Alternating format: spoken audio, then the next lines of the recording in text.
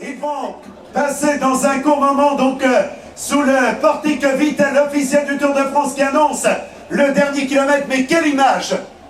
Le champion du monde et le numéro 1 mondial en tête de peloton, un peloton très étiré. On aperçoit également Johnny Hogerland, le héros malheureux de ce Tour de France. En première place, Bernard Teisel, qui a pris la tête. Maintenant, ils sont sous le portique. Vittel, l'officiel du Tour, moins d'1 kilomètre. Bernard Teisel qui emmène Mark Cavendish. Et il est en bonne position. On aperçoit également les autres sprinters avec Touruzod qui se replace. Il reste 800 mètres à couvrir. L'équipe HTC Road va-t-elle permettre à Mark Cavendish d'obtenir une 3e victoire consécutive sur les Champs-Élysées? Il est là en 5e position. André Greipel est en première place. José Joaquim Rojas, le sprinter espagnol.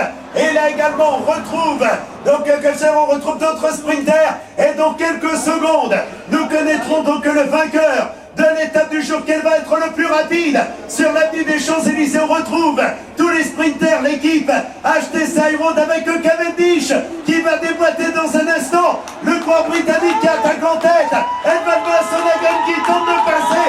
Edvald Boasson-Hagen et Cavendish. Et le plus rapide, Edvald Boasson-Hagen est 2e. Et à la 3e place, Greipel. Voilà pour le classement. Voilà Greipel qui est allé féliciter Mark Cavendish. Edvald Boasson-Hagen et Touruzod voulaient gagner cette étape.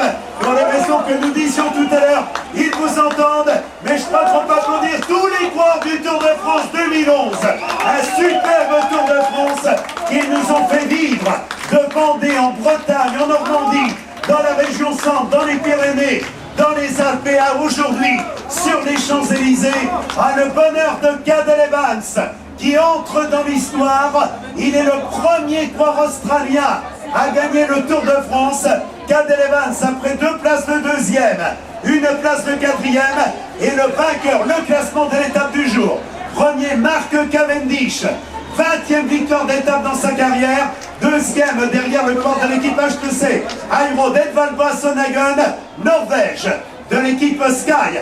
3e, André Greipel, de l'équipe Omega Pharma Lotto. 4e, l'américain Tyler Farrar. 5e, et nous l'avions dit, il pouvait être là, Fabian Cancellara. 6e, Daniel Haas. À la 7e place, Borut Bocik.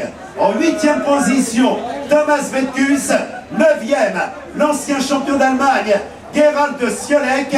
Et 10e, le coureur venu de la Sarthe, Jimmy Ang.